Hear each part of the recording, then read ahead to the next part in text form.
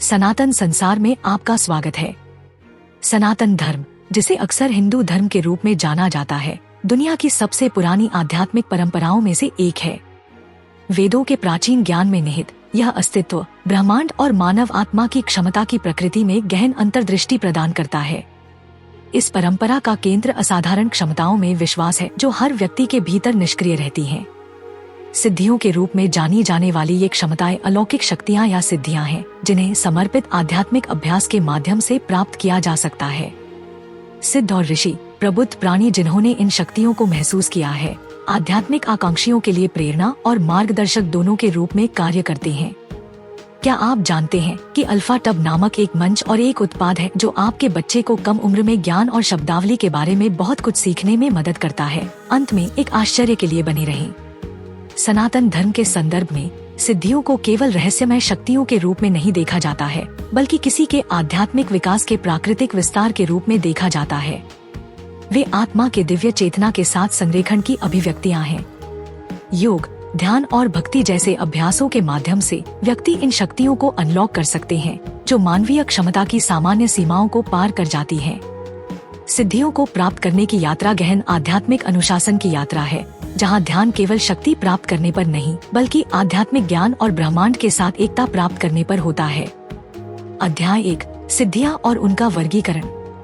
सिद्धियां सनातन धर्म में वर्णित अलौकिक शक्तियां, असाधारण क्षमताएं मानी जाती हैं, जो सामान्य मानवीय अनुभव से परे हैं। माना जाता है कि ये शक्तियां कठोर आध्यात्मिक अभ्यास, ध्यान और ईश्वर के प्रति भक्ति के माध्यम से प्राप्त की जा सकती हैं। सिद्धियों की अवधारणा हिंदू धर्म के आध्यात्मिक ढांचे में गहराई से अंतर्निहित है, विशेष रूप से योग सूत्र, पुराण और विभिन्न वैदिक शास्त्रों की शिक्षाओं के भीतर। सिद्धियों को अक्सर आध्यात्मिक ज्ञान के मार्ग पर मील के पत्थर के रूप में देखा जाता है, जो आत्म साक्षात्कार और ईश्वर के साथ एकता की ओर अभ्यासकर्ता की प्रगति को दर्शाता है। 1.1 सनातन धर्म के अनुसार सिद्धियों के प्रकार। सिद्धियों को मोटे तौर पर 2 श्रेणियों में वर्गीकृत किया जाता है: अष्ट सिद्धियां, 8 प्राथमिक शक्तियां, और नवनिधियां, 9 निधियां। अष्ट सिद्धियां आध्यात्मिक ग्रंथों में सबसे अधिक संदर्भित हैं, जो उन मुख्य अलौकिक क्षमताओं का प्रतिनिधित्व करती हैं, जिन्हें एक योगी या ऋषि प्राप्त कर सकते हैं। अनिमा, असीम रूप से छोटा होने की क्षमता, यहाँ तक कि एक परमाणु के आकार तक। यह शक्ति भौतिक शरीर पर साधक की महारत और शारीरिक सीमाओं को पार करने की उनकी क्षमता का प्रतीक है। महिमा, असीम रूप से बड़ा बनने की शक्ति, अपनी इच्छानुसार अपने भौतिक रूप का विस्तार करना। महिमा अपने भीतर ब्रह्मांड की विशालता को समाहित करने की क्षमता को दर्शाती है। लघिमा, भारहीन या हवा की तरह हल्का होने की क्षमता, जिससे साधक गुरुत्वाकर्षण का विरोध कर सकता है। यह सिद्धि अक्सर उत्तोलन और अंतरिक्ष में सहजता से घूमने की क्षमता से जुड़ी होती है। गरिमा, असीम रूप से भारी, अचल और स्थिर बनने की शक्ति। यह क्षमता अभ्यासी की जमीनी स्थिति और पृथ्वी से उसके जुड़ाव को दर्शाती है। प्राप्ति, दूरी की परवाह किए बिना किसी भी चीज तक पहुंचने या छूने की क्षमता। प्राप्ति अभ्यासी की अंतरिक्ष पर महारत और विशाल दूरी पर अपने प्रभाव को बढ़ाने की उनकी क्षमता को दर्शाती है। प्राकाम्य, किसी भी इच्छा या कामना को तुरंत पूरा करने की शक्ति। यह सिद्धि अभ्यासी के ब्रह्मांडीय इच्छा के साथ संरेखण का प्रतिबिंब है, जो उन्हें भौतिक दुनिया में अपने इरादों को प्रकट करने में सक्षम बनाती है। इशिता, प्राकृतिक तत्वों और घटनाओं को नियंत्रित करने की क्षमता। यह शक्ति अभ्यासी की प्रकृति की शक्तियों, जैसे हवा, पानी, आग और पृथ्वी पर नियंत्रण को दर्शाती है। वशिता, दूसरों के दिमाग और कार्यों को नियंत्रित करने की शक्ति। यह सिद्धि अभ्यासी की मानसिक क्षेत्र पर महारत और विचार और इरादे के माध्यम से दूसरों को प्रभावित करने की उनकी क्षमता को दर्शाती है। अष्ट सिद्धियों के अलावा नवनिधियों को खजाने या वरदान माना जाता है, जो किसी व्यक्ति को दिव्य प्राणियों द्वारा दिए जा सकते हैं। इन खजानों में धन, समृद्धि, लंबी आयु और अन्य प्रकार की प्रचुरता शामिल है, जो साधक की भलाई में योगदान करती है। 1.2 सिद्धियां कैसे प्राप्त की जाती हैं? सिद्धियों की प्राप्ति आध्यात्मिक अभ्यासों से निकटता से जुड़ी हुई है, जो एकाग्रता, अनुशासन और भक्ति को विकसित करती हैं। इन शक्तियों के विकास की ओर ले जाने वाली प्रमुख प्रथाओं में शामिल हैं योग और ध्यान। पतंजलि के योग सूत्रों में वर्णित योग का व्यवस्थित अभ्यास सिद्धियां प्राप्त करने के सबसे सीधे मार्गों में से एक है।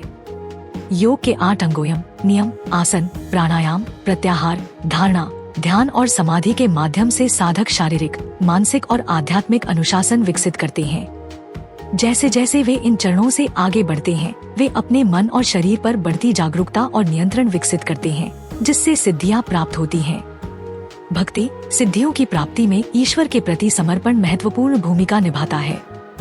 प्रार्थना, जप और अनुष्ठान जैसे अभ्यासों के माध्यम से भक्त खुद को ब्रह्मांडीय चेतना के साथ जोड़ते हैं, जिससे ईश्वरीय कृपा और आशीर्वाद प्राप्त होता है। ईश्वर के साथ यह गहरा संबंध अक्सर उनकी भक्ति के उपउत्पाद के रूप में अलौकिक शक्तियों के स्वतःस्फूर्त उद्भव की ओर ले जाता है। मंत्र उच्चारण, मंत्र शक्तिशाली ध्वनि कंपन है जो मन, शरीर और पर्यावरण को प्रभावित करने की क्षमता रखते हैं। वैदिक ग्रंथों में बताए गए विशिष्ट मंत्रों का अनुशासित उच्चारण साधक के भीतर छिपी शक्तियों को उजागर कर सकता है। गायत्री मंत्र, महामृत्युंजय मंत्र और अन्य मंत्र सुरक्षा, शक्ति और ज्ञान प्रदान करने के लिए जाने जाते हैं, जो अंततः सिद्धियों की अभिव्यक्ति की ओर ले जाते हैं। तप मन और शरीर को शुद्ध करने के लिए तपस्या और आत्म अनुशासन के अभ्यास को संदर्भित करता है। शारीरिक कष्टों को सहकर और सांसारिक सुखों का त्याग करके साधक आंतरिक शक्ति और लचीलापन विकसित करते हैं। आध्यात्मिक विकास के प्रति यह गहन ध्यान और प्रतिबद्धता सिद्धियों के जागरण की ओर ले जा सकती है। सिद्धियों को अक्सर आध्यात्मिक ज्ञान के मार्ग पर मील के पत्थर के रूप में देखा जाता है, न कि अंतिम लक्ष्य के रूप में। वे साधक की प्रगति और मन और शरीर पर महारत के संकेतक के रूप में कार्य करते हैं। हालांकि सनातन धर्म इस बात पर जोर देता है कि सिद्धियों की खोज मोक्ष, मुक्ति प्राप्त करने और सभी अस्तित्व की एकता को महसूस करने के उच्च उद्देश्य से विचलित नहीं होनी चाहिए। वैदिक ग्रंथों में अतिमानव, ऋग्वेद, यजुर्वेद, सामवेद और अथर्ववेद सहित वैदिक शास्त्र मूलभूत ग्रंथ हैं जो ब्रह्मांड की प्रकृति, दिव्य की भूमिका और मानव आत्मा की क्षमता के बारे में गहरी अंतर्दृष्टि प्रदान करते हैं। इन ग्रंथों में ऐसे कई संदर्भ हैं जिनमें असाधारण क्षमताएं होती हैं, जिन्हें अक्सर ऋषि, सिद्धिया देव कहा जाता है। इन अलौकिक आकृतियों को प्रबुद्ध प्राणियों के रूप में दर्शाया गया है जिन्होंने आध्यात्मिक चेतना का उच्च स्तर प्राप्त किया है, जिससे उन्हें अलौकिक शक्तियों तक पहुंच प्राप्त हुई है। 2.1 ऋषि और उनकी अलौकिक क्षमताएं। ऋषि वैदिक परंपरा में दृष्टा या ऋषि हैं, जिनके बारे में कहा जाता है कि उन्होंने वेदों के भजनों की रचना की है। उन्हें दिव्य ज्ञान के वाहक के रूप में सम्मानित किया जाता है, जिन्होंने चेतना की एक ऐसी अवस्था प्राप्त की है जो उन्हें अस्तित्व की सूक्ष्म वास्तविकताओं को देखने और समझने की अनुमति देती है। वेद इन ऋषियों को विभिन्न सिद्धियों से युक्त बताते हैं, जिन्हें उन्होंने गहन तप, तपस्या, ध्यान और भक्ति के माध्यम से प्राप्त किया था। विश्वामित्र, सबसे प्रसिद्ध ऋषियों में से एक, विश्वामित्र को अपनी अपार आध्यात्मिक शक्ति के माध्यम से एक समानांतर ब्रह्मांड बनाने का श्रेय दिया जाता है। ऐसा करतब दिखाने की उनकी क्षमता सृजन की सिद्धि, विशिष्टता का संकेत है जिसमें उन्होंने महारत हासिल की थी। विश्वामित्र की कहानी मानव चेतना की भौतिक क्षेत्र से परे जाने और पारंपरिक समझ को चुनौती देने वाले कार्यों में संलग्न होने की क्षमता पर जोर देती है। अगस्त्य, ऋषि अगस्त्य वैदिक विद्या में एक और प्रमुख व्यक्ति हैं, जो अपनी गहन बुद्धि और अलौकिक क्षमताओं के लिए जाने जाते हैं। उन्हें दी गई उल्लेखनीय सिद्धियों में से एक प्राकृतिक तत्वों को नियंत्रित करने की क्षमता है, जैसे नदियों को पीछे की ओर बहना या प्रकृति की विनाशकारी शक्तियों को शांत करना। तत्वों पर अगस्त्य की महारत उस शक्ति का प्रमाण है जिसे गहन आध्यात्मिक अभ्यास के माध्यम से प्राप्त किया जा सकता है। वशिष्ठ, अयोध्या के शाही परिवार के आध्यात्मिक मार्गदर्शक ऋषि वशिष्ठ ब्रह्मांडीय नियमों, रीत के अपने गहन ज्ञान और दिव्य ज्ञान प्रदान करने की अपनी क्षमता के लिए प्रसिद्ध हैं। उनकी सिद्धियों में अजेयता की शक्ति और दूसरों के मन को नियंत्रित करने की क्षमता शामिल है, जिसका उपयोग उन्होंने अपने शिष्यों का मार्गदर्शन करने और राज्य के भीतर सद्भाव बनाए रखने के लिए किया। देव, अलौकिक शक्तियों वाले दिव्य प्राणी। वेदों में देवों, दिव्य प्राणियों या देवताओं की भी बात की गई है जिनके पास अलौकिक शक्तियां हैं। इन देवों को ब्रह्मांड को नियंत्रित करने वाले ब्रह्मांडीय सिद्धांतों की अभिव्यक्ति माना जाता है और वे सृष्टि के संतुलन को बनाए रखने में महत्वपूर्ण भूमिका निभाते हैं। जबकि वे प्रकृति में दिव्य हैं, देवताओं को अक्सर मनुष्य द्वारा जीवन के विभिन्न पहलुओं में सहायता के लिए बुलाया जाता है, युद्ध में सुरक्षा से लेकर वरदान देने तक। इंद्र, देवों के राजा, इंद्र को अक्सर एक योद्धा देवता के रूप में दर्शाया जाता है, जिसके पास अपार शारीरिक शक्ति और गरज और बिजली को नियंत्रित करने की क्षमता होती है। उनकी सिद्धियों में अजेयता की शक्ति और मौसम के पैटर्न में हेरफेर करने की क्षमता शामिल है, जिसका उपयोग वे ब्रह्मांड को राक्षसी शक्तियों से बचाने के लिए करते हैं। इंद्र की शक्तियों का अक्सर उन लोगों द्वारा आह्वान किया जाता है जो अपने प्रयासों में शक्ति और जीत चाहते हैं। अग्नि, अग्नि देवता, अग्नि वैदिक देवताओं में एक और प्रमुख देवता है। अग्नि को शुद्ध करने, बदलने और देवताओं को प्रसाद चढ़ाने की उनकी क्षमता के लिए सम्मानित किया जाता है। उनकी सिद्धियों में शुद्धिकरण की शक्ति और विभिन्न क्षेत्रों में जाने की क्षमता शामिल है, जो उन्हें वैदिक अनुष्ठानों और बलिदानों में एक प्रमुख व्यक्ति बनाती है। सोम, पवित्र पौधे और इसी नाम के मादक पेय से जुड़े देवता सोम के बारे में माना जाता है कि उनमें कायाकल्प और अमरता की शक्ति है। उनकी सिद्धियों में लंबी आयु, स्वास्थ्य और जीवन शक्ति प्रदान करने की क्षमता शामिल है, जो उन्हें शारीरिक और आध्यात्मिक कल्याण प्राप्त करने के उद्देश्य से अनुष्ठानों में एक केंद्रीय व्यक्ति बनाती है। ये देवता न केवल अपनी शक्तियों के लिए पूजनीय हैं, बल्कि प्रत्येक व्यक्ति के भीतर निहित क्षमता के प्रतीक के रूप में भी काम करते हैं। सनातन धर्म सिखाता है कि देवताओं का आह्वान करके और उनके ब्रह्मांडीय सिद्धांतों के साथ खुद को जोड़कर कोई भी उन्हीं सिद्धियों तक पहुंच सकता है और अपनी चेतना को ऊपर उठा सकता है। 2.3 अलौकिक प्राणियों का वर्णन करने में पुराणों की भूमिका। पुराण प्राचीन भारतीय साहित्य की एक शैली है जो वेदों का पूरक है। इसमें भी अलौकिक प्राणियों और उनकी असाधारण क्षमताओं के बारे में कई विवरण हैं। ये ग्रंथ, जिनमें भागवत पुराण, विष्णु पुराण और शिव पुराण शामिल हैं, समृद्ध कथाएं प्रदान करते हैं जो सिद्धियां प्राप्त करने वाले दिव्य और नश्वर दोनों प्राणियों के जीवन और कार्यों को दर्शाते हैं। हनुमान, पुराणों में सबसे प्रिय पात्रों में से एक, हनुमान बंदर देवता अपनी भक्ति, शक्ति और निष्ठा के लिए पूजनीय है। हनुमान की सिद्धियों में इच्छानुसार अपना आकार बदलने की क्षमता, अनिमा और महिमा, उड़ने की शक्ति, लघिमा और अजेयता शामिल है। भगवान राम के प्रति उनकी भक्ति और धर्म के प्रति उनकी अटूट प्रतिबद्धता उन्हें इस बात का एक आदर्श व्यक्ति बनाती है कि कैसे सिद्धियों का उपयोग दिव्य सेवा और महान भलाई के लिए किया जाना चाहिए। नारद मुनि, नारद दिव्य ऋषि और देवताओं के दूत, तीनों लोकों स्वर्ग, पृथ्वी और पाताल को सहजता से पार करने की अपनी क्षमता के लिए जाने जाते हैं। टेलीपोर्टेशन की उनकी सिद्धि और ब्रह्मांड के उनके गहन ज्ञान ने उन्हें देवताओं और मनुष्यों दोनों के लिए एक मार्गदर्शक और सलाहकार के रूप में कार्य करने में सक्षम बनाया। पुराणों में नारद की भूमिका ज्ञान फैलाने और ब्रह्मांडीय सद्भाव बनाए रखने के लिए सिद्धियों का उपयोग करने के महत्व पर प्रकाश डालती है। शिव और पार्वती, शिव पुराण में दिव्य युगल शिव और पार्वती का वर्णन असीम अलौकिक शक्तियों के रूप में किया गया है। अज्ञानता के नाश करने वाले शिव को सभी सिद्धियों पर महारत हासिल करने वाले परम योगी के रूप में दर्शाया गया है। दिव्य माँ के रूप में पार्वती पोषण और सृजन की शक्ति से जुड़ी हैं। साथ में वे ब्रह्मांडीय शक्तियों के गतिशील संतुलन और प्रत्येक प्राणी के भीतर आध्यात्मिक विकास की क्षमता का प्रतिनिधित्व करते हैं। पुराणों में पाए जाने वाले आख्यान न केवल भक्तों को प्रेरित करते हैं, बल्कि सिद्धियों के जिम्मेदार उपयोग पर व्यावहारिक सबक भी प्रदान करते हैं। वे इस बात पर जोर देते हैं कि ये शक्तियाँ महत्वपूर्ण हैं, लेकिन इनका उपयोग विनम्रता, करुणा और व्यापक भलाई के प्रति कर्तव्य की भावना के साथ किया जाना चाहिए। सनातन धर्म में सिद्धियाँ प्राप्त करने के लिए आध्यात्मिक अभ्यास। सिद्धियाँ या अलौकिक शक्तियाँ प्राप्त करने की यात्रा सनातन धर्म में निर्धारित आध्यात्मिक अभ्यासों में गहराई से निहित है। ये अभ्यास मन, शरीर और आत्मा को परिष्कृत करने, उन्हें दिव्य के साथ संरेखित करने और भीतर की असीम क्षमता को अनलॉक करने के लिए डिजाइन किए गए हैं। सिद्धियों की प्राप्ति की ओर ले जाने वाले सबसे प्रमुख मार्ग योग, भक्ति और तंत्र हैं। इनमें से प्रत्येक मार्ग अद्वितीय विधियां और अनुशासन प्रदान करता है, जो अभ्यासकर्ता को आध्यात्मिक महारत और उनकी अलौकिक क्षमता की प्राप्ति की ओर मार्गदर्शन करते हैं। 3.1 योग का मार्ग। योग संस्कृत शब्द युड से लिया गया है, जिसका अर्थ है मिलन। एक व्यापक आध्यात्मिक अनुशासन है जिसका उद्देश्य व्यक्तिगत आत्मान को सार्वभौमिक चेतना ब्रह्मा के साथ जोड़ना है। योग का अभ्यास केवल एक शारीरिक व्यायाम नहीं है, बल्कि यह एक गहन आध्यात्मिक यात्रा है जिसमें नैतिकता, ध्यान और आत्म साक्षात्कार सहित जीवन के विभिन्न पहलू शामिल हैं। 3 जनवरी 2001 अष्टांग योग 8 गुना मार्ग। अष्टांग योग, जैसा कि ऋषि पतंजलि ने योग सूत्रों में बताया है, आध्यात्मिक अभ्यास के लिए सबसे व्यवस्थित दृष्टिकोणों में से एक है। इसमें 8 अंग अष्टांग शामिल हैं, जो अभ्यासकर्ता को बाहरी दुनिया से लेकर अंतरतम आत्मा तक मार्गदर्शन करते हैं। यम नैतिक संयम पहले चरण में अहिंसा, सत्यवादिता, सत्य और अप्रिग्रह जैसे नैतिक गुणों को विकसित करना शामिल है। ये सिद्धांत मन को शुद्ध करने और आध्यात्मिक अभ्यास के लिए एक ठोस आधार बनाने में मदद करते हैं।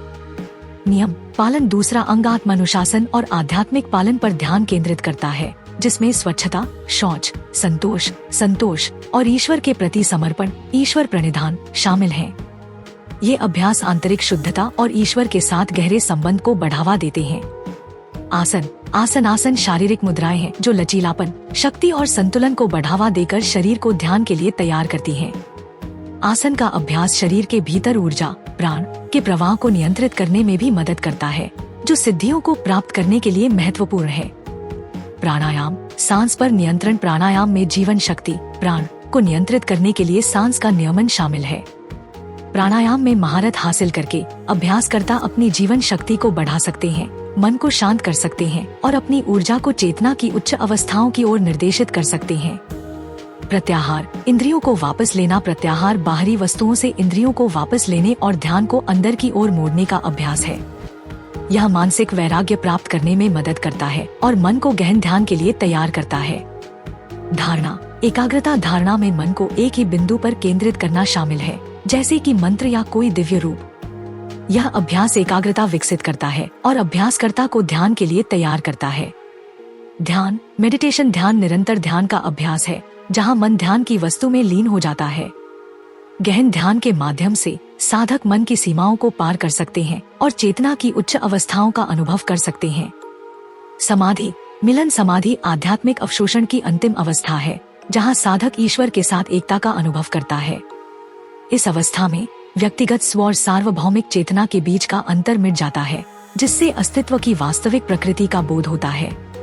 3 जनवरी 2002 योग के माध्यम से सिद्धियां। अष्टांग योग का अभ्यास जब समर्पण और इरादे की शुद्धता के साथ किया जाता है तो सिद्धियों की प्राप्ति हो सकती है।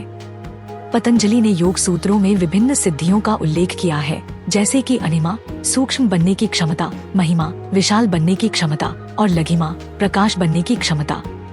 इन शक्तियों को आध्यात्मिक उन्नति के उपउत्पाद माना जाता है, जो योग के मार्ग पर साधक के आगे बढ़ने पर स्वाभाविक रूप से उत्पन्न होती हैं। हालांकि यह ध्यान रखना महत्वपूर्ण है कि पतंजलि इन शक्तियों से आसक्त होने के खिलाफ भी चेतावनी देते हैं, क्योंकि वे मुक्ति के मार्ग में बाधा बन सकती हैं। योग का वास्तविक उद्देश्य सिद्धियां प्राप्त करना नहीं, बल्कि कैवल्य प्राप्त करना है, या जन्म और मृत्यु के चक्र से मुक्ति। 3.2 भक्ति का मार्ग।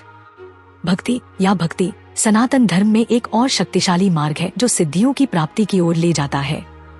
भक्ति योग प्रार्थना, पूजा और समर्पण के माध्यम से ईश्वर के साथ एक गहरे प्रेमपूर्ण संबंध की खेती पर जोर देता है। योग के मार्ग के विपरीत, जो आत्मानुशासन और ध्यान पर केंद्रित है, भक्ति योग हृदय और भावनाओं पर केंद्रित है, उन्हें ईश्वर की ओर ले जाता है। 3 फरवरी 2001 भक्ति की शक्ति। भक्ति योग में साधक अपने अहंकार और इच्छाओं को ईश्वर को समर्पित करता है, जीवन के सभी पहलुओं में ईश्वर की उपस्थिति को पहचानता है। यह समर्पण और भक्ति भक्त और ईश्वर के बीच एक शक्तिशाली बंधन बनाती है, जो चमत्कारी अनुभवों और सिद्धियों की प्राप्ति की ओर ले जा सकती है। भक्ति परंपरा में मीराबाई, तुलसीदास और चैतन्य महाप्रभु जैसे कई संतों और ऋषियों ने अपनी अटूट भक्ति के माध्यम से असाधारण क्षमताओं का प्रदर्शन किया है। इन सिद्धियों में उपचार शक्तियाँ, दिव्य दृष्टि और वस्तुओं को प्रकट करने की क्षमता शामिल है, जिन्हें भक्त के शुद्ध और निस्वार्थ प्रेम के जवाब में दिए गए ईश्वर के आशीर्वाद के रूप में देखा जाता है। 3 फरवरी 2002 मंत्र और भजन। मंत्र और भजन भक्ति गीत भक्ति योग में एक केंद्रीय भूमिका निभाते हैं। हरे कृष्ण मंत्र या गायत्री मंत्र जैसे मंत्र का दोहराव मन को केंद्रित करने और ईश्वर की उपस्थिति का आह्वान करने में मदद करता है। समय के साथ मंत्रों का निरंतर पाठ मन को शुद्ध कर सकता है, हृदय को जागृत कर सकता है और सिद्धियों की अभिव्यक्ति की ओर ले जा सकता है। दूसरी ओर भजन भक्ति की संगीतमय अभिव्यक्तियां हैं, जो भक्त को भावनात्मक स्तर पर ईश्वर से जोड़ने में मदद करती हैं। भजन गाने या सुनने से दिव्य उपस्थिति का माहौल बनता है, जिससे भक्त को पारलौकिकता और आध्यात्मिक परमानंद के क्षणों का अनुभव करने का मौका मिलता है। 3.3 तंत्र का मार्ग। तंत्र सनातन धर्म में एक रहस्यमय और गूढ़ मार्ग है, जिसमें आध्यात्मिक परिवर्तन और सिद्धियां प्राप्त करने के लिए विशिष्ट अनुष्ठानों, मंत्रों और ध्यान तकनीकों का उपयोग शामिल है। अन्य मार्गों के विपरीत तंत्र अस्तित्व के भौतिक और भौतिक पहलुओं को अपनाता है, उन्हें आध्यात्मिक विकास के लिए उपकरण के रूप में उपयोग करता है। 3 मार्च 2001 शक्ति की भूमिका। तंत्र में दिव्य की पूजा शक्ति के रूप में की जाती है, जो ब्रह्मांडीय ऊर्जा है जो सभी सृष्टि में व्याप्त है। शक्ति को ब्रह्मांड को चलाने वाली गतिशील शक्ति के रूप में देखा जाता है और शक्ति की पूजा के माध्यम से साधक अपने भीतर निष्क्रिय ऊर्जा कुंडलिनी को जगाने का प्रयास करते हैं। कुंडलिनी को अक्सर रीढ़ की हड्डी के आधार पर एक कुंडलित सर्प के रूप में दर्शाया जाता है और विशिष्ट तांत्रिक प्रथाओं के माध्यम से इस ऊर्जा को जागृत किया जा सकता है और रीढ़ की हड्डी के साथ चक्रों, ऊर्जा केंद्रों के माध्यम से ऊपर उठाया जा सकता है। जैसे जैसे कुंडलिनी ऊपर उठती है, यह चक्रों को सक्रिय करती है, जिससे सिद्धियों की अभिव्यक्ति होती है और अंततः दिव्य शिव के साथ मिलन होता है। 3 मार्च 2002 तांत्रिक अनुष्ठान और मंत्र। तांत्रिक अनुष्ठान अत्यधिक प्रतीकात्मक होते हैं और ब्रह्मांडीय ऊर्जाओं का दोहन करने के लिए बहुत सटीकता के साथ किए जाते हैं। इन अनुष्ठानों में अक्सर यंत्र, ज्यामितीय आरेख, मुद्राएं, हाथ के इशारे और मंत्रों का उपयोग शामिल होता है जो आह्वान किए जा रहे देवता के लिए विशिष्ट होते हैं। इन अनुष्ठानों का उद्देश्य अभ्यासकर्ता को दिव्य शक्तियों के साथ जोड़ना और उनके शरीर और मन में शक्ति के प्रवाह को सुगम बनाना है। तंत्र के अभ्यास के लिए एक योग्य गुरु से मार्गदर्शन की आवश्यकता होती है, क्योंकि अनुष्ठान और तकनीक जटिल और शक्तिशाली हो सकती हैं। सही तरीके से किए जाने पर ये अभ्यास गहन आध्यात्मिक अनुभव, सिद्धियों की जागृति और व्यक्ति के सच्चे दिव्य स्वभाव की प्राप्ति की ओर ले जा सकते हैं। 3 मार्च 2003 तंत्र में सिद्धियां। तांत्रिक ग्रंथों में विभिन्न सिद्धियों का वर्णन किया गया है जिन्हें तंत्र के अभ्यास के माध्यम से प्राप्त किया जा सकता है, जिनमें शामिल हैं वशित्व, दूसरों को नियंत्रित करने या लोगों के मन पर प्रभाव डालने की शक्ति; प्राकाम्य, इच्छाओं को पूरा करने या अपनी इच्छाओं को पूरा करने की क्षमता; ईशित्व, प्रभुत्व की शक्ति या तत्वों और प्राकृतिक शक्तियों को नियंत्रित करने की क्षमता। इन सिद्धियों को आध्यात्मिक विकास के लिए उपकरण माना जाता है, लेकिन योग और भक्ति की तरह वे अंतिम लक्ष्य नहीं हैं। तंत्र का असली उद्देश्य ईश्वर के साथ मिलन प्राप्त करना और सभी सृष्टि की एकता का एहसास करना है। सनातन धर्म में ऐतिहासिक व्यक्ति जिन्होंने अलौकिक क्षमताएं प्राप्त की। सनातन धर्म संतों, ऋषियों और दिव्य प्राणियों की कहानियों से समृद्ध है जिन्होंने अपनी आध्यात्मिक प्रथाओं के माध्यम से असाधारण क्षमताएं प्राप्त की हैं। ये विभूतियाँ अपनी बुद्धि, करुणा और ब्रह्मांडीय व्यवस्था रित को बनाए रखने की प्रतिबद्धता के लिए पूजनीय हैं, आध्यात्मिक साधकों के लिए प्रेरणा का काम करती हैं। इस अध्याय में हम इनमें से कुछ महान विभूतियों के जीवन का पता लगाएंगे, उनकी सिद्धियों की प्राप्ति और सनातन धर्म के आध्यात्मिक परिदृश्य पर उनके प्रभाव पर प्रकाश डालेंगे। 4.1 ऋषि विश्वामित्र, एक समानांतर ब्रह्मांड के निर्माता। ऋषि विश्वामित्र मूल रूप से कौशिक नाम के एक राजा थे, जो सनातन धर्म में सबसे अधिक पूजनीय ऋषियों में से एक हैं। उनका जीवन दृढ़ संकल्प और आध्यात्मिक अनुशासन की शक्ति का प्रमाण है। एक योद्धा राजा से ब्रह्मऋषि, ऋषियों की सर्वोच्च श्रेणी तक विश्वामित्र की यात्रा उनकी गहन तपस्या और आध्यात्मिक ज्ञान की खोज से चिन्हित है। 4 जनवरी 2001 ब्रह्मऋषि का दर्जा प्राप्त करना। ब्रह्मऋषि का दर्जा प्राप्त करने की विश्वामित्र की इच्छा शुरू में एक अन्य महान ऋषि वशिष्ठ के साथ प्रतिद्वंद्विता से प्रेरित थी। हालांकि कठोर तपस्या और भक्ति के माध्यम से विश्वामित्र ने अपने अहंकार और इच्छाओं को पार कर लिया, अंततः ब्रह्मर्षि की सर्वोच्च उपाधि प्राप्त की, एक उपाधि जो उन्हें स्वयं वशिष्ठ द्वारा प्रदान की गई थी। यह परिवर्तन महत्वपूर्ण है क्योंकि यह सांसारिक आसक्ति की स्थिति से दिव्य अनुभूति तक विश्वामित्र की चेतना के विकास को उजागर करता है। 4 जनवरी 2002 समानांतर ब्रह्मांड का निर्माण। विश्वामित्र को दी गई सबसे उल्लेखनीय सिद्धियों में से एक समानांतर ब्रह्मांड बनाने की उनकी क्षमता है। किंवदंती के अनुसार जब राजा त्रिशंकु ने अपने नश्वर शरीर में स्वर्ग जाने की इच्छा व्यक्त की, तो विश्वामित्र ने उन्हें वहां भेजने का प्रयास किया। हालांकि देवताओं ने त्रिशंकु को प्रवेश की अनुमति देने से इनकार कर दिया, जिससे वह वापस पृथ्वी पर आ गए। क्रोधित होकर विश्वामित्र ने अपनी सिद्धियों का उपयोग करके त्रिशंकु के लिए एक बिल्कुल नया ब्रह्मांड बनाया, जिसमें उसके अपने तारे और ग्रह थे, जिससे राजा की इच्छा पूरी हुई। समानांतर ब्रह्मांड बनाने का यह कार्य विश्वामित्र की ब्रह्मांडीय शक्तियों पर महारत और भौतिक दुनिया की सीमाओं को पार करने की उनकी क्षमता का प्रतीक है। यह दिव्य चेतना के साथ संरेखित होने पर मानव इच्छा की शक्ति को भी दर्शाता है। 4.2 श्री रामकृष्ण परमहंस, दिव्य शक्तियों वाले आधुनिक संत। श्री रामकृष्ण परमहंस 19वीं सदी के रहस्यवादी और संत अपने गहन आध्यात्मिक अनुभवों और दिव्य शक्तियों के लिए प्रसिद्ध हैं। बंगाल में एक विनम्र ब्राह्मण परिवार में जन्मे रामकृष्ण ने अपना जीवन दिव्य मां काली की पूजा के लिए समर्पित कर दिया और गहन आध्यात्मिक दर्शन और परमानंद का अनुभव किया। 4 फरवरी 2001 दिव्य परमानंद और दर्शन। रामकृष्ण की आध्यात्मिक यात्रा समाधि के लगातार अनुभवों से चिन्हित थी, गहन ध्यान की एक अवस्था जहां वह बाहरी दुनिया के बारे में सभी जागरूकता खो देते थे। इन अवस्थाओं के दौरान उन्होंने काली, राम और कृष्ण सहित विभिन्न देवताओं के दर्शन के साथ साथ दिव्य के साथ एकता के अनुभवों की सूचना दी। रामकृष्ण की इच्छानुसार समाधि में प्रवेश करने की क्षमता को एक सिद्धि माना जाता है। उन्होंने सभी प्राणियों में, चाहे उनकी धार्मिक या सांस्कृतिक पृष्ठभूमि कुछ भी हो, दिव्य उपस्थिति को अनुभव करने की असाधारण क्षमता का भी प्रदर्शन किया। इस सार्वभौमिक दृष्टि ने उन्हें यह घोषित करने के लिए प्रेरित किया कि सभी धर्म एक ही दिव्य सत्य की ओर ले जाने वाले अलग अलग मार्ग हैं। 4 फरवरी 2002 उपचार शक्तियाँ। रामकृष्ण अपनी उपचार शक्तियों के लिए भी जाने जाते थे। शारीरिक और मानसिक बीमारियों के साथ उनके पास आने वाले कई भक्तों ने उनके आशीर्वाद प्राप्त करने के बाद चमत्कारिक रूप से ठीक होने की सूचना दी। रामकृष्ण ने इन उपचारों का श्रेय काली की दिव्य कृपा को दिया, इस बात पर जोर देते हुए कि वे केवल दिव्य माँ की इच्छा का एक साधन थे। अपनी सिद्धियों के बावजूद रामकृष्ण विनम्र बने रहे, अपने अनुयायियों को लगातार याद दिलाते रहे कि जीवन का अंतिम लक्ष्य ईश्वर साक्षात्कार है, न कि अलौकिक शक्तियों की खोज। उनकी शिक्षाएं और जीवन दुनिया भर के लाखों आध्यात्मिक साधकों को प्रेरित करते हैं। इस सार्वभौमिक दृष्टि ने उन्हें यह घोषित करने के लिए प्रेरित किया कि सभी धर्म एक ही दिव्य सत्य की ओर ले जाने वाले अलग अलग मार्ग हैं। 4 फरवरी 2002 उपचार शक्तियाँ। रामकृष्ण अपनी उपचार शक्तियों के लिए भी जाने जाते थे। शारीरिक और मानसिक बीमारियों के साथ उनके पास आने वाले कई भक्तों ने उनके आशीर्वाद प्राप्त करने के बाद चमत्कारिक रूप से ठीक होने की सूचना दी। रामकृष्ण ने इन उपचारों का श्रेय काली की दिव्य कृपा को दिया, इस बात पर जोर देते हुए कि वे केवल दिव्य माँ की इच्छा का एक साधन थे। अपनी सिद्धियों के बावजूद रामकृष्ण विनम्र बने रहे, अपने अनुयायियों को लगातार याद दिलाते रहे कि जीवन का अंतिम लक्ष्य ईश्वर साक्षात्कार है, न कि अलौकिक शक्तियों की खोज। उनकी शिक्षाएं और जीवन दुनिया भर के लाखों आध्यात्मिक साधकों को प्रेरित करते हैं। 4.3 हनुमान, भक्ति और शक्ति का अवतार। हनुमान वानर देवता और भगवान राम के प्रबल भक्त, सनातन धर्म में सबसे प्रिय व्यक्तियों में से एक हैं। हनुमान न केवल अपनी अपार शक्ति और साहस के लिए बल्कि राम के प्रति उनकी अटूट भक्ति के लिए भी पूजनीय हैं, जो उनकी दिव्य शक्तियों का स्रोत है। 4 मार्च 2001 सिद्धियों का वरदान। हनुमान असाधारण क्षमताओं के साथ पैदा हुए थे, जिसमें इच्छानुसार अपना आकार बदलने, अनिमा और महिमा, लंबी दूरी तक उड़ना, लघु सिद्धि और खुद को नुकसान से अछूता रखना शामिल है।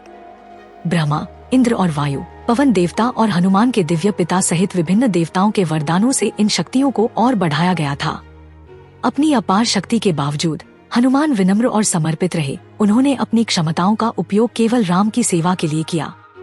उनकी शक्ति और साहस का सबसे प्रसिद्ध प्रदर्शन सीता की खोज के दौरान हुआ, जहां उन्होंने लंका पहुंचने के लिए समुद्र पार किया, राक्षसों से युद्ध किया और लक्ष्मण को जीवन रक्षक जड़ी बूटियां पहुंचाने के लिए एक पूरा पहाड़ उठा लिया।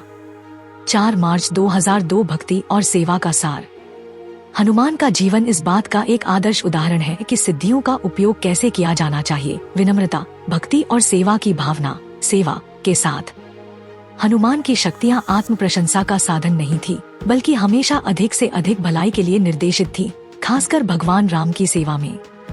रामायण में हनुमान की भक्ति और सेवा को बार बार उजागर किया गया है, जो दर्शाता है कि सच्ची अलौकिक शक्ति केवल शारीरिक शक्ति में नहीं, बल्कि हृदय की पवित्रता और धर्म के प्रति अटूट प्रतिबद्धता में निहित है।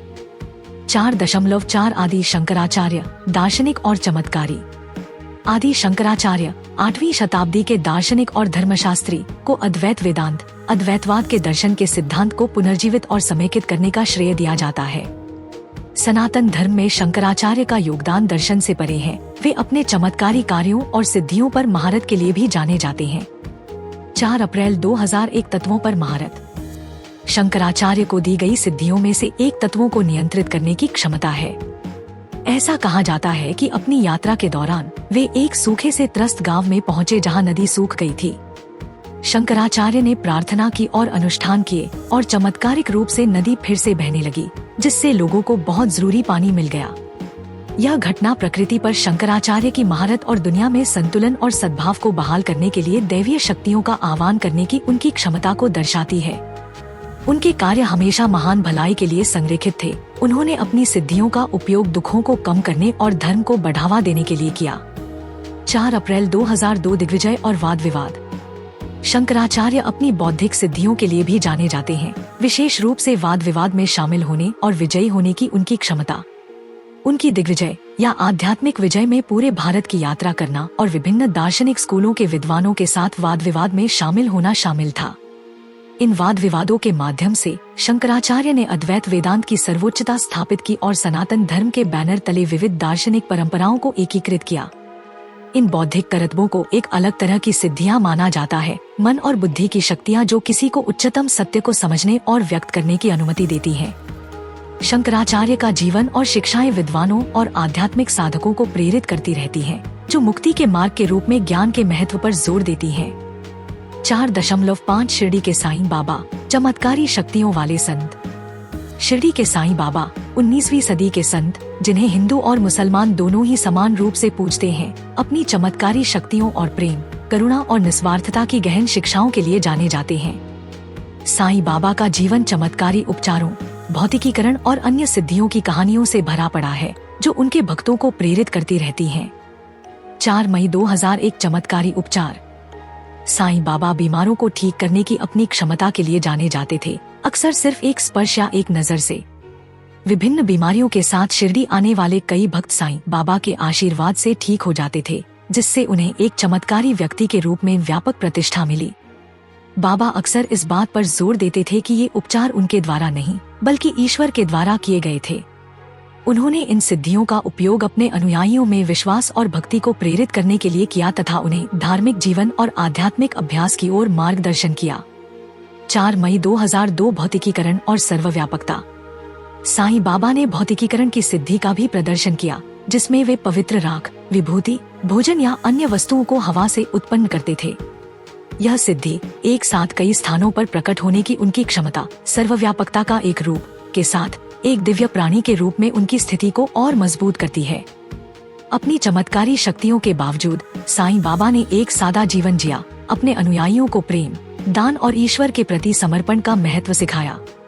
उनकी शिक्षाएं और चमत्कार लाखों लोगों को प्रेरित करते हैं, इस बात पर जोर देते हैं कि सिद्धियों का असली उद्देश्य मानवता की सेवा करना और दूसरों को आध्यात्मिक जागृति की ओर ले जाना है। अलौकिक क्षमताओं की आधुनिक प्रासंगिकता। समकालीन आध्यात्मिक अभ्यास में सिद्धियों की प्रासंगिकता। सिद्धियों या अलौकिक क्षमताओं की अवधारणा हालांकि प्राचीन है, समकालीन आध्यात्मिक अभ्यास में प्रासंगिकता रखती है। तेजी से तकनीकी प्रगति और भौतिक खोजों की विशेषता वाली आधुनिक दुनिया में सिद्धियों की खोज मानव चेतना की क्षमता पर एक अनूठा दृष्टिकोण प्रदान करती है। वैदिक ज्ञान में गहराई से निहित प्राचीन प्रथाओं को आधुनिक चुनौतियों का समाधान करने के लिए अनुकूलित किया जा सकता है, जिससे आंतरिक विकास और आध्यात्मिक विकास पर नए सिरे से ध्यान केंद्रित किया जा सकता है। प्राचीन प्रथाओं का अनुकूलन। आधुनिक जीवन में एकीकरण, ध्यान, मंत्र जप और योग जैसी प्राचीन प्रथाओं को समकालीन जीवन में तेजी से एकीकृत किया जा रहा है। इन प्रथाओं का उपयोग न केवल शारीरिक स्वास्थ्य के लिए किया जाता है, बल्कि उनके आध्यात्मिक लाभों के लिए भी इनका महत्व है। आधुनिक तकनीक जैसे कि ध्यान के लिए ऐप और ऑनलाइन कक्षाएं ने इन प्रथाओं को और अधिक सुलभ बना दिया है, जिससे व्यक्ति अपनी जीवन शैली के अनुकूल तरीके से आध्यात्मिक विकास का पता लगा सकते हैं। वैज्ञानिक मान्यता। ध्यान और माइंडफुलनेस प्रथाओं पर आधुनिक शोध ने इन प्रथाओं के लाभों के बारे में कुछ प्राचीन दावों को मान्य करना शुरू कर दिया है। अध्ययनों से पता चलता है कि नियमित ध्यान से मानसिक स्वास्थ्य में सुधार, ध्यान में वृद्धि और यहाँ तक कि मस्तिष्क की संरचना में भी बदलाव हो सकता है, जो आध्यात्मिक अभ्यास की प्राचीन समझ के अनुरूप है, जिससे असाधारण मानसिक और शारीरिक क्षमताएं प्राप्त होती हैं। आधुनिक आध्यात्मिक साधकों के लिए संभावना। चेतना का विस्तार। समकालीन साधकों के पास अनुशासित आध्यात्मिक अभ्यास के माध्यम से अपनी चेतना का पता लगाने और उसका विस्तार करने का अवसर है। सिद्धियों के सिद्धांतों को आधुनिक चुनौतियों जैसे तनाव प्रबंधन और व्यक्तिगत विकास पर लागू किया जा सकता है, जो दर्शाता है कि ऐसी क्षमताओं की खोज अतीत तक सीमित नहीं है, बल्कि आज भी प्रासंगिक है। व्यक्तिगत परिवर्तन। सिद्धियों को प्राप्त करने के लिए गहन समर्पण, अनुशासन और आंतरिक परिवर्तन की आवश्यकता होती है। आधुनिक साधक केंद्रित प्रयास और सच्ची भक्ति के माध्यम से अभी भी अपनी छिपी हुई क्षमता को अनलॉक करने और चेतना की उच्च अवस्थाओं को प्राप्त करने की आकांक्षा कर सकते हैं, भले ही ये क्षमताएं वर्तमान युग में अलग तरह से प्रकट हों। आधुनिक साधकों के केस स्टडीज। समकालीन आध्यात्मिक साधकों के उदाहरण। Shri Shri Ravishankar. Art of living foundation के संस्थापक श्री श्री रविशंकर को अक्सर आधुनिक सिद्ध माना जाता है। उनकी शिक्षाएं ध्यान और आत्मजागरूकता के महत्व पर जोर देती हैं, जो आध्यात्मिक अभ्यास के माध्यम से असाधारण क्षमताओं को प्राप्त करने के प्राचीन सिद्धांतों के साथ संरेखित है। सद्गुरु जग्गी वासुदेव एक समकालीन योगी और ईशा फाउंडेशन के संस्थापक के रूप में सद्गुरु ने योग और आध्यात्मिकता में अपनी गहन अंतर्दृष्टि के लिए मान्यता प्राप्त की है। उनके अभ्यास अपने दृष्टिकोण में आधुनिक होते हुए भी उच्च चेतना और आध्यात्मिक ज्ञान की खोज की प्राचीन परंपराओं को दर्शाते हैं। प्रामाणिकता और संदेह। प्रामाणिकता आधुनिक चिकित्सकों की उपलब्धियों और दावों को अक्सर प्रशंसा और संदेह दोनों के साथ देखा जाता है। जबकि कुछ व्यक्ति उल्लेखनीय आध्यात्मिक अंतर्दृष्टि और क्षमताओं का प्रदर्शन करते हैं, उनकी सिद्धियों की प्रामाणिकता पर कभी कभी वैज्ञानिक प्रमाण या समझ की कमी के कारण सवाल उठाए जाते हैं। संदेह। सिद्धियों के बारे में आधुनिक संदेह अक्सर इन अलौकिक क्षमताओं को मापने या वैज्ञानिक रूप से मान्य करने में असमर्थता से उत्पन्न होता है। यह संदेह दावों के आलोचनात्मक मूल्यांकन की ओर ले जा सकता है, आध्यात्मिक प्रगति का आकलन करने में विवेक और व्यक्तिगत अनुभव की आवश्यकता पर जोर देता है। निष्कर्ष। मुख्य बिंदुओं का सारांश। अलौकिक क्षमताओं को प्राप्त करने का मार्ग। सिद्धियों की खोज में कठोर आध्यात्मिक अभ्यास शामिल है, जिसमें ध्यान, मंत्र जाप और नैतिक सिद्धांतों का पालन शामिल है। जबकि संदर्भ बदल गया है, मूल अभ्यास उन लोगों के लिए प्रासंगिक बने हुए हैं जो अपनी आंतरिक क्षमता को अनलॉक करना चाहते हैं। सिद्धियों का अंतिम लक्ष्य। जबकि सिद्धियां असाधारण क्षमताओं का प्रतिनिधित्व करती हैं, सनातन धर्म में आध्यात्मिक अभ्यास का अंतिम लक्ष्य आत्म साक्षात्कार और ईश्वर के साथ एकता है। इन शक्तियों की खोज आध्यात्मिक ज्ञान की खोज और ब्रह्मांड के साथ एकता की प्राप्ति के लिए गौण होनी चाहिए। आध्यात्मिक अभ्यास के लिए प्रोत्साहन। निरंतर अभ्यास सिद्धियों को प्राप्त करने की यात्रा आत्म साक्षात्कार की यात्रा भी है। अनुशासन, भक्ति और विनम्रता की विशेषता वाली निरंतर आध्यात्मिक साधना व्यक्तिगत विकास और व्यक्ति के वास्तविक स्वरूप की प्राप्ति के लिए आवश्यक है। आत्म साक्षात्कार और एकता। अलौकिक क्षमताओं की खोज को आत्म साक्षात्कार प्राप्त करने के उद्देश्य से एक व्यापक आध्यात्मिक मार्ग के हिस्से के रूप में देखा जाना चाहिए। अंतिम लक्ष्य केवल शक्तियां प्राप्त करना नहीं है, बल्कि सभी अस्तित्व की एकता और ब्रह्मांड में अंतर्निहित दिव्य सार को समझना और अनुभव करना है। निष्कर्ष रूप से सनातन धर्म के संदर्भ में सिद्धियों की खोज मानव चेतना की क्षमता के बारे में मूल्यवान अंतर्दृष्टि प्रदान करती है। प्राचीन प्रथाओं को आधुनिक जीवन में एकीकृत करके अभ्यासी न केवल असाधारण क्षमताओं को प्राप्त करने की आकांक्षा कर सकते हैं, बल्कि अपनी आध्यात्मिक प्रकृति की गहरी समझ भी प्राप्त कर सकते हैं। सिद्धियों की ओर यात्रा अंततः प्रत्येक व्यक्ति के भीतर असीम क्षमता को महसूस करने और दिव्य के साथ सद्भाव में रहने का मार्ग है। अब कल्पना करें कि इन प्राचीन ग्रंथों को नए दृष्टिकोण से देखें कि वे आधुनिक वैज्ञानिक जांच के साथ कैसे प्रतिध्वनित होते हैं और उन काव्यात्मक और आध्यात्मिक छंदों को उजागर करें जो पीढ़ियों से चले आ रहे हैं। हमारा केवल सदस्यों के लिए वीडियो आपको नासदीय सूक्त के माध्यम से एक यात्रा पर ले जाता है जो अस्तित्वगत और ब्रह्मांड संबंधी प्रश्नों की खोज करता है, जिन्होंने सहस्राब्दियों से मानवता को उलझन में डाला है। यदि आप प्राचीन ज्ञान के बारे में भावुक हैं, ब्रह्मांड के बारे में उत्सुक हैं, या बस विभिन्न दृष्टिकोणों के बारे में सीखना पसंद करते हैं, तो यह एक ऐसा वीडियो है जिसे आप मिस नहीं कर सकते। यह गहन व्याख्याओं, मूल संस्कृत छंदों और उनके अनुवादों से भरा हुआ है, जो आपको एक समृद्ध और व्यावहारिक अनुभव प्रदान करता है। तो आप इस अद्भुत वीडियो को कैसे देख सकते हैं? यह आसान है, बस हमारे चैनल का सदस्य बने। इसमें शामिल होने से आपको इस वीडियो और इसके जैसे कई अन्य वीडियो तक विशेष पहुंच मिलेगी, जो प्राचीन ग्रंथों में गहराई से उतरेंगे और हमारी आधुनिक दुनिया के लिए उनकी प्रासंगिकता की खोज करेंगे। सदस्य के रूप में आपको ये चीजें पसंद आएंगी। नए वीडियो तक जल्दी पहुंच। सदस्यों के लिए शाउट आउट, फोटो और स्टेटस अपडेट। सिर्फ सदस्यों के लिए वीडियो। ऋग्वेद और अन्य प्राचीन ग्रंथों के गहन ज्ञान को जानने के इस अवसर को न चुकें। नीचे दिए गए ज्वाइन बटन पर क्लिक करें और आइए मिलकर ब्रह्मांड के रहस्यों का पता लगाएं। देखने के लिए धन्यवाद, और मैं आपको सिर्फ सदस्यों के लिए सेक्शन में देखने का बेसब्री से इंतजार कर रहा हूँ। अगली बार तक उत्सुक बने रहें और खोज करते रहें।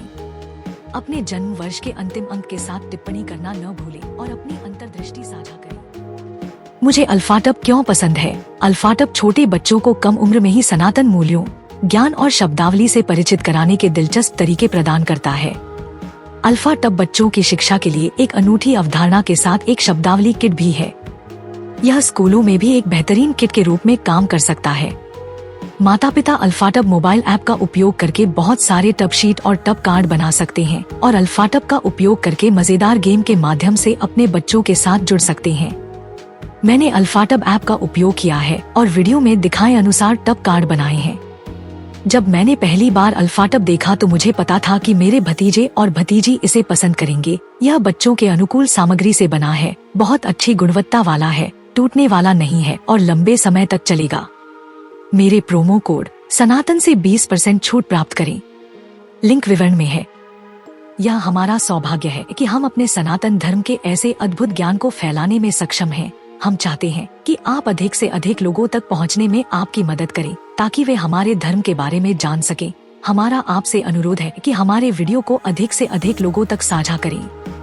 कृपया हमारे अन्य वीडियो देखें। सनातन इतिहास के अधिक वीडियो के लिए सनातन संसार आई की सदस्यता लें।